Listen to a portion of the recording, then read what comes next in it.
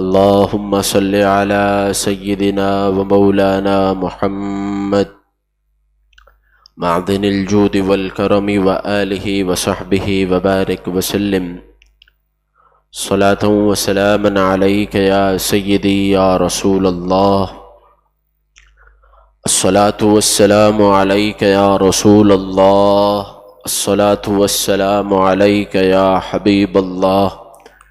الصلاة والسلام عليك يا نبي الله وعلى آلك وأصحابك يا خاتم النبيين.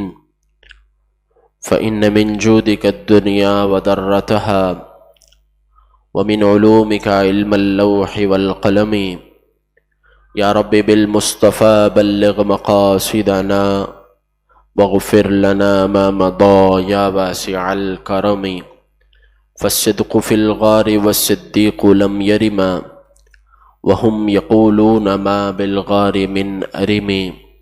يا من يشفع عند حضرة طه اشفع لنا يا أوجه الشفعاء. نظرت إلى بلاد الله جمعا كخردلة على حكم اتصالي. مولاي صلي وسلم دائما أبدا على حبیبک خیر الخلق کلہم. تجھ سے در در سے سگ اور سگ سے ہے مجھ کو نسبت. میری گردن میں بھی ہے دور کا ڈورا تیرا. اس نشانی کے جو سگ ہیں نہیں مارے جاتے. اس نشانی کے جو سگ ہیں نہیں مارے جاتے. حشر تک میرے گلے میں رہے پٹا تیرا.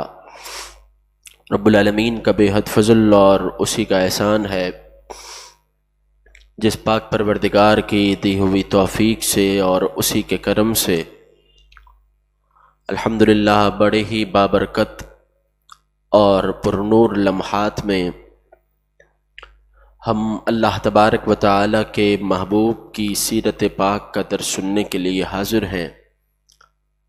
آج کے دن کی نسبت اگر مدینہ طیبہ کے اعتبار سے دیکھی جائے تو مدینہ منورہ میں آج سیدنا صدیق اکبر رضی اللہ تعالی عنہ کا یوم پاک منایا جا رہا ہے. اور جو آنے والی رات ہے یعنی جب مغرب غروب آفتاب ہو جائے گا اور جو شب لگے گی تو پاکستان میں سیدنا صدیق اکبر رضی اللہ تعالی عنہ کی یہ شب ہوگی. دعا کریں اللہ تبارک و تعالی ہم تمام کو سیدنا صدیق اکبر رضی اللہ تعالی عنہ کا خاص صدقہ عطا فرمائے.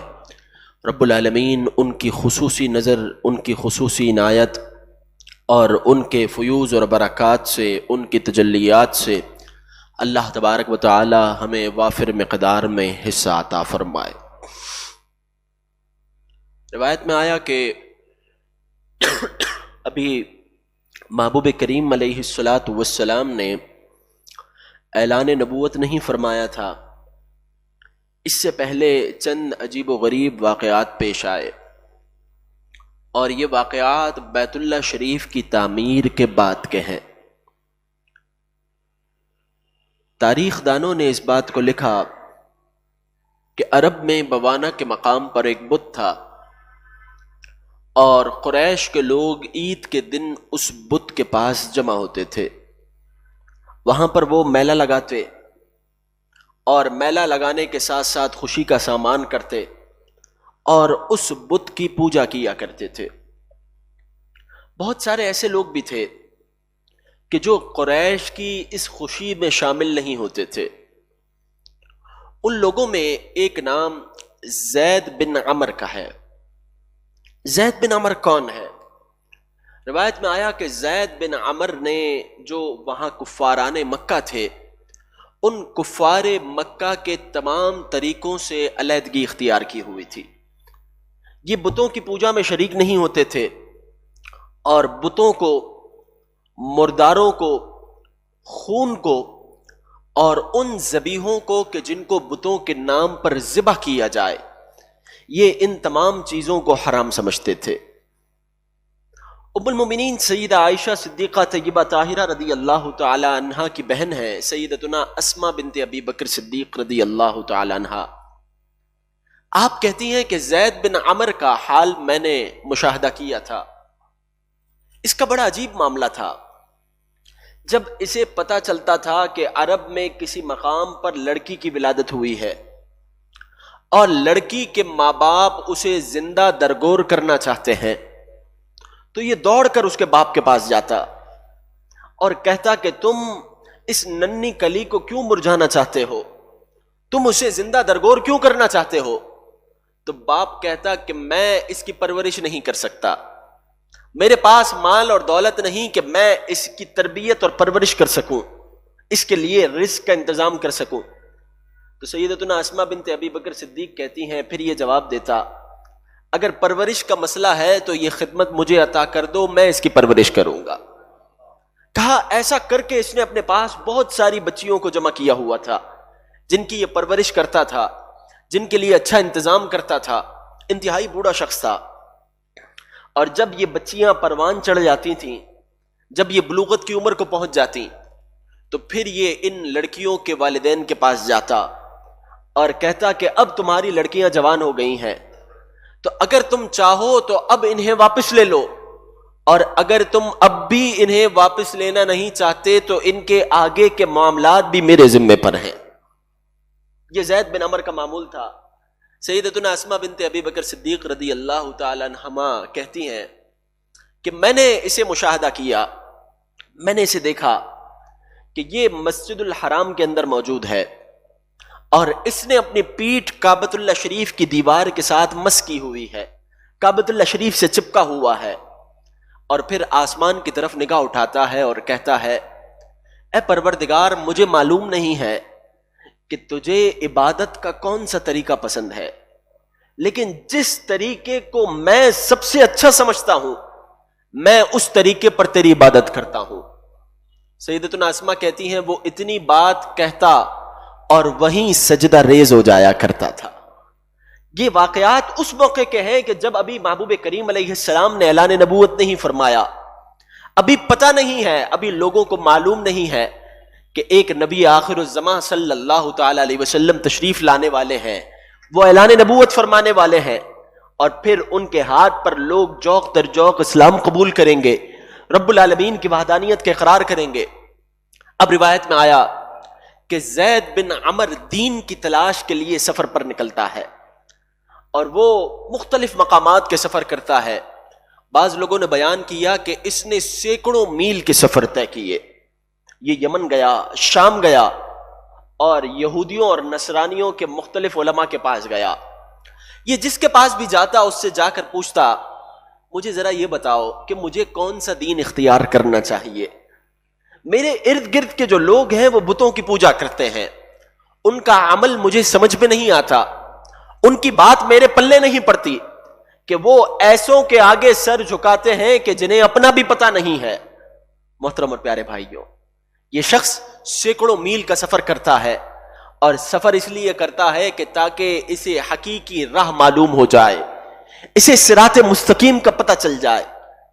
ایک ہم ہیں کہ جب سے آنکھ کھولی ہے اللہ تبارک و تعالی نے صراط مستقیم عطا فرما دی ہے. ہمیں سفر نہیں کرنا پڑا, ہمیں محنت نہیں کرنی پڑی. ہم نے آنکھ کھولی تو اپنے گھر میں دینی ماحول دیکھا, ہم نے آنکھ کھولی تو اپنے آپ کو مسلمانوں کی پرورش میں پایا. کہ اللہ تبارک و تعالی کا کتنا بڑا فضل ہے, رب کا کتنا بڑا احسان ہے کہ اگر اس فضل اور اس احسان پر بندہ ہمیشہ کے لیے سجدہ ریز ہو جائے, اس کی سانسیں ختم ہو جائیں گی لیکن یہ پروردگار کا شکر پھر بھی ادا نہیں کر پائے گا. زید بن عمر سینکڑوں میل کا سفر کر کے ہر ایک سے جا جا کر پوچھتا ہے بتاؤ مجھے کون سا دین اختیار کرنا چاہیے, مجھے کس طرح کا معاملہ کرنا چاہیے. روایت میں آیا کہ ہر کوئی اسے یہی کہتا تھا کہ تو دین حنیف کو اختیار کر لے. تو یہ پوچھتا دین حنیف کیا ہے, تو پھر جواب آتا یہ سیدنا ابراہیم علی نبینا علیہ السلام کا دین ہے. تو پھر جب اسے چاروں جانب سے ایک ہی جواب ملا اور ہر شخص یہ کہہ رہا تھا کہ تو دین ابراہیمی کو اختیار کر لے, تو پھر یہ نگاہ آسمان کی طرف اٹھا کر دیکھتا اور کہتا اے رب تو گواہ ہو جا میں دین ابراہیمی پر ہوں. ایک ایک کو پکڑ پکڑ کر لوگوں کو روک روک کر کہتا لوگوں سنو تم گواہ ہو جاؤ میں دین ابراہیمی پر ہوں. ایک دن بیٹھے بیٹھے خیال آتا ہے کہ میں یہ اعلان تو کر رہا ہوں کہ میں دین ابراہیمی پر ہوں، لیکن یہ بھی تو پتا چلے کہ دین ابراہیمی ہے کیا۔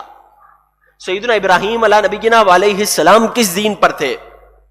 اب دوبارہ یہ سفر کا آغاز کرتا ہے اور اب اس حوالے سے معلومات اکٹھی کرنا چاہتا ہے کہ دین ابراہیمی کیا ہے۔ مختلف راہبوں سے پوچھتے پوچھتے، مختلف لوگوں سے پوچھتے پوچھتے یہ الجزیرہ، موصل اور پھر ملک شام تک پہنچ گیا۔ پھر اسے کسی نے بتایا کہ تو بلقا نامی سرزمین پر جا، وہاں ایک بڑا بوڑھا راہب رہتا ہے، اس کی بہت بڑی عمر ہے، وہ تجھے بتا سکتا ہے کہ دین ابراہیمی کیا ہے۔ کہا یہ بلقا نامی سرزمین پر پہنچا، ڈھونڈتے ڈھونڈتے راہب کو تلاش کیا اور پھر اس سے جا کر پوچھا کہ بتاؤ دین ابراہیمی کیا ہے۔ تو راہب نے کہا کہ تو دین ابراہیمی کی تلاش میں کہاں سے آیا ہے؟ کہا کہ میں مکہ مکرمہ سے دین ابراہیمی کی تلاش میں یہاں پر آیا ہوں۔ تو کہا تو جس شہر سے آیا ہے ان قریب اسی شہر میں دین ابراہیمی پر ایک نبی آخر الزمان مبعوث ہونے والے ہیں، تو ان کو یہاں تلاش کر رہا ہے، حالانکہ وہ تیرے اپنے شہر میں ابھی ان قریب اعلان نبوت فرمانے والے ہیں۔ کہنے لگا اچھا اگر ایسی ہی بات ہے تو میں فوری طور پر اپنے ملک کی طرف، مکہ مکرمہ کی طرف روانہ ہوتا ہوں۔ مشرکین مکہ کو پتہ چلتا ہے کہ یہ زید بن عمر ایک نئے دین کی تلاش میں ہے، ان کے لیے یہ نیا تھا کہ جو ان کے راستے سے ہٹ جائے وہ نئے دین پر ہے۔ تو ان کو جب پتا چلا کہ زید بن عمر محاذ کھڑا کرتا جا رہا ہے، زید بن عمر ایک ایک شخص سے جا کر مل رہا ہے، تو ان لوگوں نے پلاننگ کی، اور جب یہ بلقا سے واپس مکہ مکرمہ کی طرف سفر پر رواں دواں تھا تو مشرکین مکہ نے زید بن عمر کو قتل کر دیا۔ روایت میں آیا کہ یہاں مکہ مکرمہ میں محبوب کریم علیہ السلام نے اعلان نبوت فرمایا، اور حضور علیہ السلام کے اعلان نبوت فرمانے پر ورقہ بن نوفل جو سیدتنا خدیجۃ الکبریٰ رضی اللہ تعالی عنہا کا رشتہ دار ہے، اس کو یہ پتا چلتا ہے کہ زید بن عمر کو مشرکین مکہ نے قتل کر دیا ہے۔ تو اب ورقہ زید بن نوفل کی یاد میں اشعار لکھتے ہیں، کہتے ہیں رشدت وانعمت ابن عمر وانما تجنبت تنورا من النار حامیا۔ اے زید میں گواہی دیتا ہوں، اے ابن عمر میں گواہی دیتا ہوں کہ تو نے ہدایت کو پا لیا، اور تو نے ہدایت کو پا کر اپنے آپ کو تندور جیسی آگ سے بچا لیا، تو نے اپنے آپ کو جہنم سے محفوظ کر لیا۔ ام المومنین سیدہ عائشہ صدیقہ طیبہ طاہرہ رضی اللہ تعالی عنہا کہتی ہیں کہ محبوب کریم علیہ السلام کے سامنے زید بن عمر کا ایک موقع پر تذکرہ ہوا، تو محبوب کریم علیہ السلام نے ارشاد فرمایا میں جنت میں جب داخل ہوا تو میں نے دیکھا کہ جنت میں زید بن عمر کے نام کے 2 درخت لگے ہوئے ہیں۔ وہ شخص کہ جس نے محبوب کریم علیہ السلام کے اعلان نبوت کے بعد ابھی حضور علیہ السلام کا دیدار بھی نہیں کیا، ابھی محبوب کریم علیہ السلام کو دیکھا بھی نہیں، ظاہری طور پر اسلام قبول کرنے کی جو شرائط ہیں وہ بھی نہیں پائی گئیں، لیکن دل میں جستجو اور تڑپ تھی، تو پھر محبوب کریم علیہ السلام نے ضمانت عطا فرما دی کہ زید بن عمر کے نام کے رب العالمین نے جنت میں 2 درخت لگا دیے ہیں۔ سیدنا عبد الرحمن بن عوف رضی اللہ تعالی عنہ بڑے جلیل القدر صحابی رسول ہیں، آپ کہتے ہیں کہ میں نے یمن کا سفر اختیار کیا، اور جب میں یمن پہنچا تو یہ وہ موقع تھا کہ ابھی محبوب کریم علیہ السلام نے اعلان نبوت نہیں فرمایا تھا، اس کے 1 سال کے تقریباً بعد محبوب کریم علیہ السلام نے اعلان نبوت فرمایا۔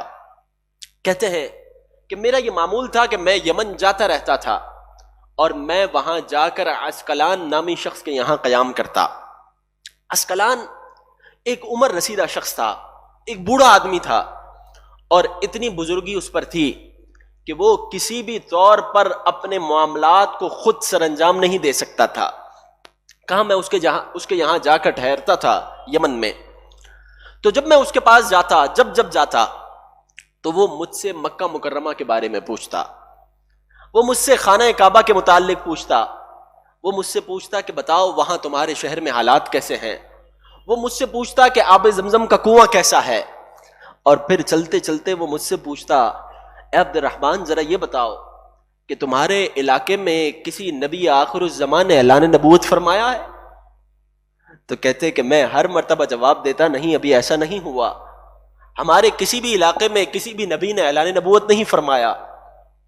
روایت میں آیا، اتنی بڑی پیاری بات لکھی کہ سوالوں کا آغاز وہ عسقلان خانہ کعبہ سے کرتا، سوالوں کا آغاز مکہ مکرمہ سے کرتا، لیکن چلتے چلتے اس دربار کے متعلق پوچھتا کہ جس دربار کی وجہ سے اللہ تبارک و تعالی نے خانہ کعبہ کو اور مکہ مکرمہ کو عظمتیں عطا فرمائی ہیں۔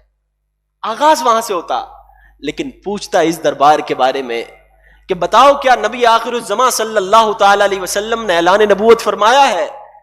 تو پھر سیدی فاضل بریلوی رضی اللہ تعالی عنہ بھی مکہ مکرمہ کی اور اس دربار رسالت مآب صلی اللہ تعالی علیہ وسلم کی عظمتوں کا چرچا ایک ساتھ کرتے ہیں، کہتے ہیں کعبہ ہے بے شک انجمن آرا دلہن مگر۔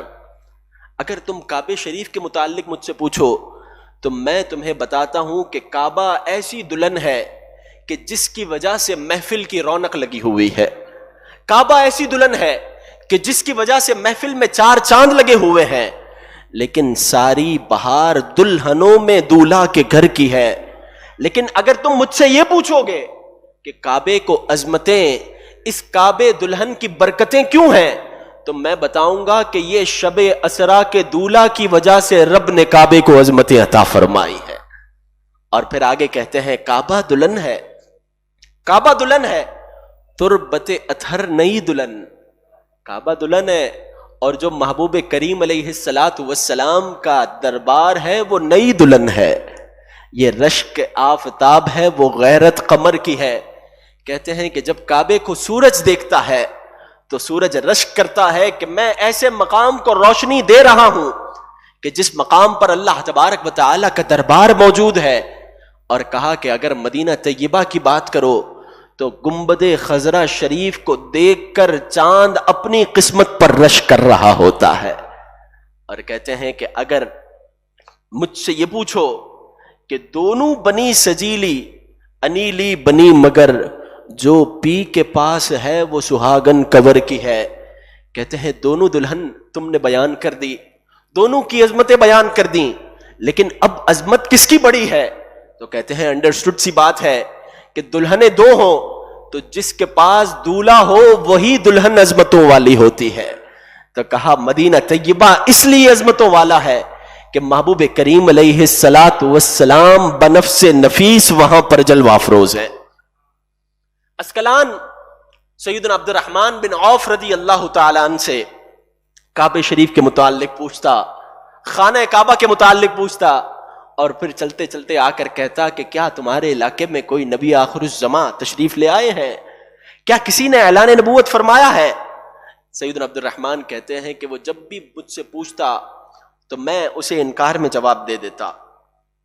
اب کی بار جب میں محبوب کریم علیہ السلام کے اعلان نبوت کے بعد جب میں یمن گیا تو میں جب عسقلان کے پاس پہنچا تو میں نے دیکھا کہ وہ اب انتہائی زیادہ ضعیف ہو چکا ہے، قوت سماعت بھی جواب دے چکی ہے، آنکھوں سے بھی بینائی جاتی رہی ہے، اور اس کے ارد گرد کافی سارے لوگ جمع ہیں کہ جو اسے سہارا دے کر بٹھائے ہوئے ہیں، اس کی نسلوں نے اس کے ارد گرد پہرا لگایا ہوا ہے۔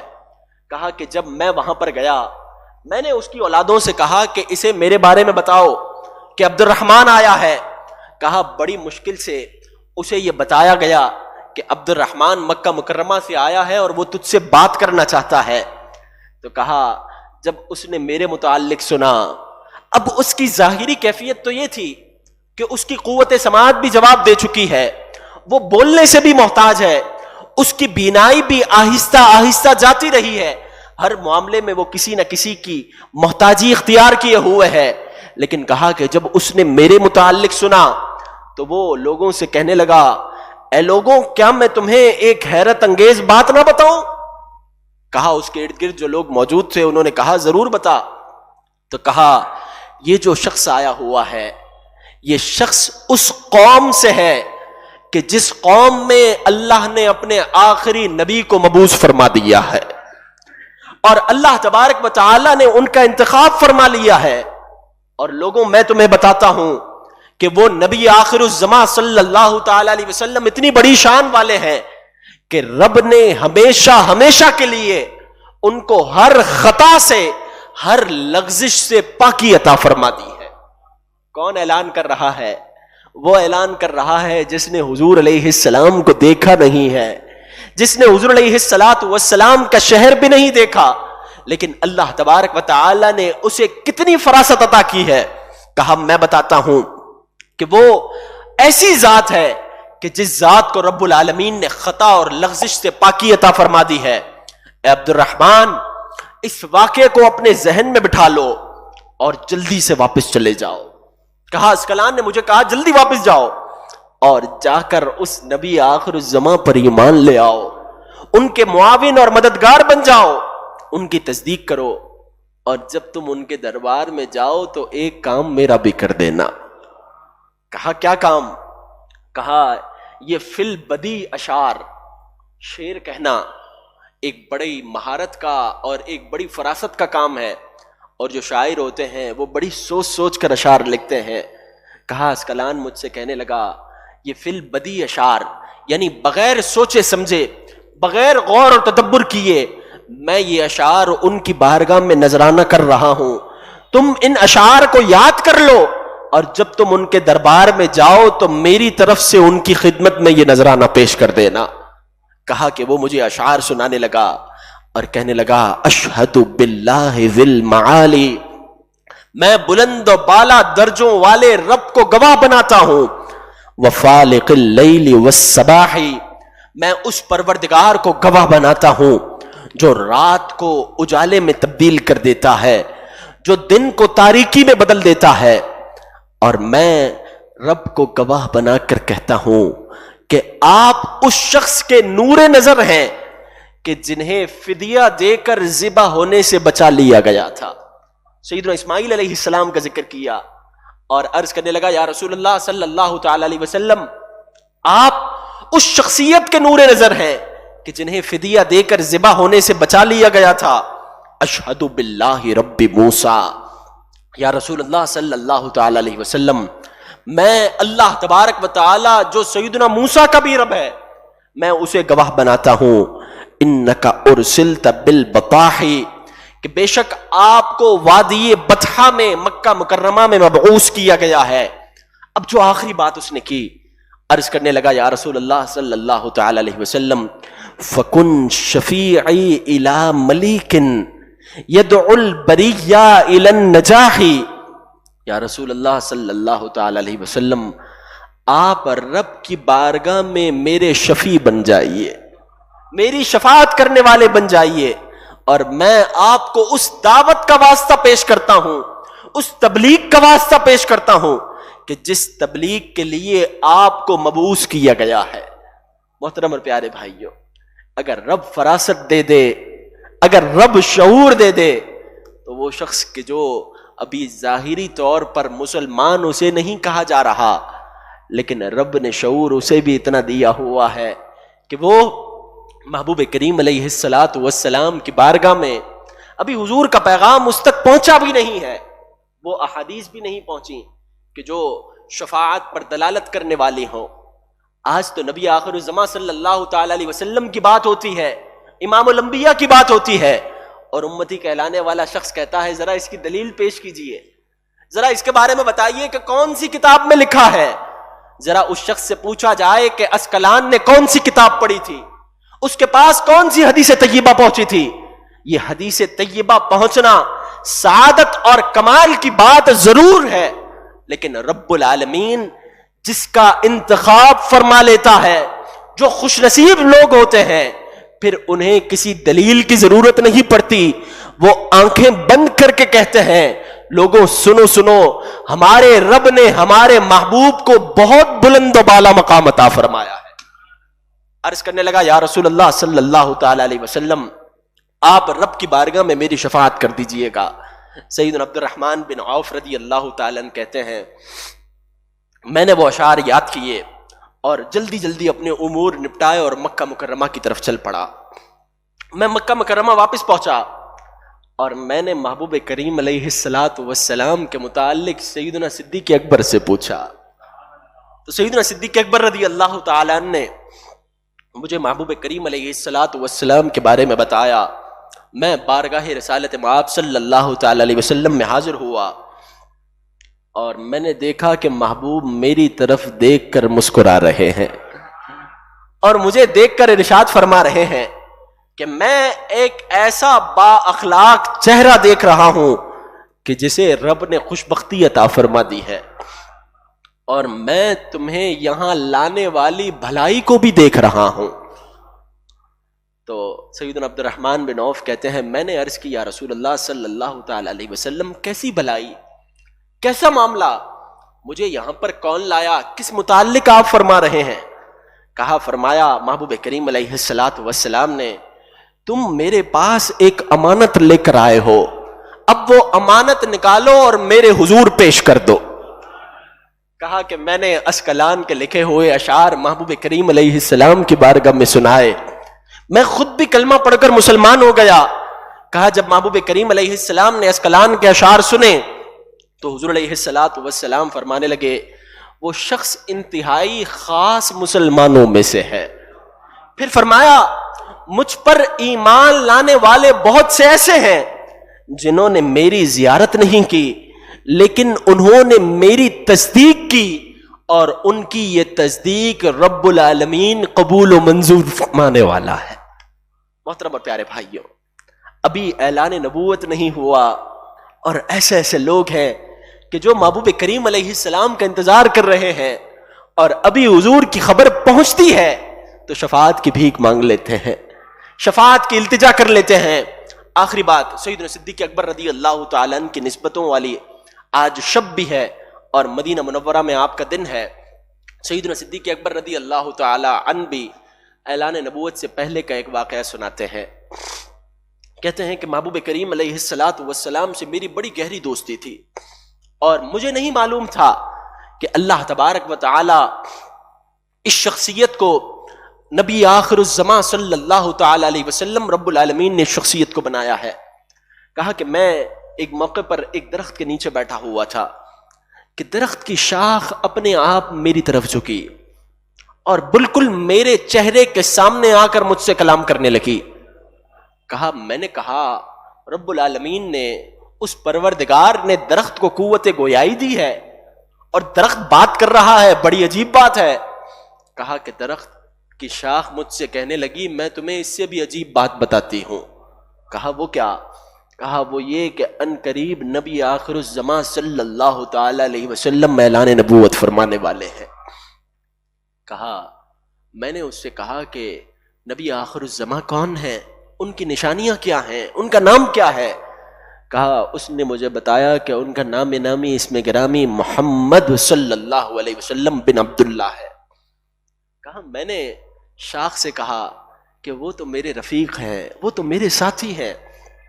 کہا ان قریب وہ اعلان نبوت فرمائیں گے اور اے ابو بکر، اے عبد الرحمن، میں تمہیں یہ حکم دیتی ہوں کہ خبردار تمہیں ان کی تصدیق کرنی ہے، ان کی رسالت کو تسلیم کرنا ہے، اور ساتھ ساتھ میں یہ بھی بتلا دیتی ہوں کہ ان کی رسالت کی تصدیق میں، ان کی تصدیق کرنے میں کوئی ایک شخص بھی ایسا نہیں ہے کہ جو تم پر سبقت لے جائے گا. سب سے پہلے تم ہی مسلمان ہوگے، سب سے پہلے تم ہی رسالت کی تصدیق کرو گے. ایک روایت میں آیا جب محبوب کریم علیہ الصلاۃ والسلام نے اعلان نبوت فرما لیا، سیدنا صدیق اکبر رضی اللہ تعالیٰ عنہ حاضر خدمت ہیں تو عرض کرتے ہیں یا رسول اللہ صلی اللہ تعالیٰ علیہ وسلم، میں تصدیق کرنے کے لیے تیار ہوں، لیکن میں نے یہ سنا ہے کہ جب بھی کوئی نبی جلوہ فرما ہوتے ہیں تو وہ معجزات دکھاتے ہیں، وہ نشانیاں دکھاتے ہیں. کہا محبوب کریم علیہ الصلاۃ والسلام نے ارشاد فرمایا اے ابو بکر، کیا اس بحیرہ راہب سے جو تمہاری گفتگو ہوئی تھی اور اس درخت کی شاخ نے جو تمہیں گواہی دی تھی، اس سے بھی بڑا کوئی معجزہ چاہیے؟ کہا میں نے محبوب کریم علیہ الصلاۃ والسلام کے رسالت کی تصدیق کی. اور سیدنا صدیق اکبر رضی اللہ تعالی عنہ سے محبوب کریم علیہ الصلوۃ والسلام کا پیار کیسا ہے، حضور ان سے محبت کیسی فرماتے ہیں۔ روایت میں آیا کہ ایک موقع پر ایسا ہوا کہ سیدنا صدیق اکبر رضی اللہ تعالی عنہ اپنی والدہ ماجدہ کو لے کر محبوب کریم علیہ السلام کے حجرہ انور پر روانہ ہوئے۔ اب محبوب کریم علیہ الصلوۃ والسلام سے ان کی گفتگو کا سلسلہ تھوڑا سا طویل ہوا، رات پڑ گئی، والدہ ماجدہ سو گئیں۔ کہا محبوب کریم علیہ الصلوۃ والسلام نے دیکھا جب سیدنا صدیق اکبر واپس پلٹنے لگے تو محبوب کریم علیہ السلام نے آپ کی والدہ کو دیکھا اور پھر فرمایا کہ اے شخص تیری ماں کا کیا حال ہے؟ عرض کی یا رسول اللہ صلی اللہ تعالی علیہ وسلم میں اپنی ماں سے بڑی محبت کرتا ہوں، میرا اپنی ماں سے بڑا پیار ہے، اور میں یہ چاہتا ہوں کہ آپ دعا کر دیں کہ رب اسے بھی ایمان کی نعمت عطا فرما دے۔ وہ دعا جس کا جوبن بہار قبول، اس نسیم اجابت پہ لاکھوں سلام۔ کہا محبوب کریم علیہ الصلوۃ والسلام نے آپ کی والدہ ماجدہ کے لیے ایمان کی دعا کی تو جو صحابی اس روایت کو بیان کر رہے ہیں کہتے ہیں میں نے دیکھا کہ ان کی والدہ ماجدہ نیند کی حالت میں ہی کلمہ پڑھنے لگی۔ کہا کہ جب وہ بیدار ہوئی تو بیدار ہوتے ہی سب سے پہلے جو کلمہ ان کی زبان پر جاری تھا وہ یہ تھا کہ میں گواہی دیتی ہوں کہ رب کے سوا کوئی معبود نہیں ہے اور یہ محبوب اللہ تبارک و تعالیٰ کے رسول ہے۔ سیدنا صدیق اکبر رضی اللہ تعالیٰ عنہ آپ جب پردہ فرماتے ہیں تو آپ اپنے پردہ فرمانے سے پہلے وصیت کرتے ہیں کہ جب میں انتقال کر جاؤں تو تم میرا جنازہ لے کر روضہ انور صلی اللہ تعالی علیہ وسلم کے باہر رکھ دینا اور عرض کرنا یا رسول اللہ صلی اللہ تعالی علیہ وسلم ابو بکر حاضر ہو گیا ہے۔ درود و سلام عرض کرنے کے بعد یہ بات عرض کرنا اور ایسا 3 مرتبہ کہنا، اگر روضہ انور کا دروازہ کھل جائے تو محبوب کے قدموں میں دفن کر دینا، اور اگر دروازہ نہ کھلے تو پھر کہیں اور دفن کر دینا۔ کہا کہ آپ کی وصیت پر عمل کیا گیا، آپ کا مبارک جسم لے کر محبوب کریم علیہ السلام کے روضہ انور کے باہر رکھا گیا۔ عرض کی گئی یا رسول اللہ صلی اللہ تعالی علیہ وسلم ابو بکر حاضر ہو گیا ہے، تو کہا ابھی اتنا عرض کیا جانا تھا کہ روضہ انور کا دروازہ کھل گیا۔ غیب سے آواز آئی کہ محبت کرنے والے کو محبت کرنے والے سے ملا دو۔ محبوب کریم علیہ السلام کا سیدنا صدیق اکبر رضی اللہ تعالی عنہ سے اتنا پیار ہے، اور آپ کی جو یہ فضیلت ہے، یہ فضیلت اللہ تبارک و تعالی نے آپ کے سوا کسی کو عطا نہیں فرمائی کہ یا تو محبوب کریم علیہ السلام کے متعلق رب نے فرمایا وَلَسَوْفَ يُعْتِيكَ رَبُّكَ فَتَرْضَىٰ، محبوب ان قریب آپ کا رب آپ کو اتنا عطا فرمائے گا کہ آپ راضی ہو جائیں گے، اور یا پھر محبوب کے اس جانثار کے متعلق فرمایا وَلَسَوْفَ يَرْضَىٰ، ان قریب رب اس جانثار کو اتنا عطا فرمائے گا کہ یہ اپنے پروردگار سے راضی ہو جائے گا۔ آج کی رات بڑی عظمتوں اور بڑی برکتوں والی رات ہے، آج کی رات غفلت میں نہ گزرے۔ سیدنا صدیق اکبر رضی اللہ تعالیٰ عنہ کے کرم کی خیرات مانگنی ہے۔ آپ سے درخواست ہے کہ آپ آج کی شب کے آغاز سے پہلے ہی نماز عصر سے ہی آپ اپنے گھر والوں کے ہمراہ، دوست احباب کے ہمراہ اللہ تبارک و تعالیٰ کے دربار میں ہماری اسی مسجد میں حاضر ہو جائیں۔ عصر سے مغرب انشاءاللہ تبارک و تعالیٰ ختم قادریہ شریف ہوگا، اور مغرب کی نماز کے بعد سیدنا صدیق اکبر رضی اللہ تعالیٰ عنہ کی رات میں، ان کی شب میں، ان کی شان کے حوالے سے عظیم الشان مکالمہ پیش کیا جائے گا۔ اللہ تبارک و تعالیٰ ہمیں آج کی رات کی برکتیں، عظمتیں، رفعتیں، بلندیاں عطا فرمائے۔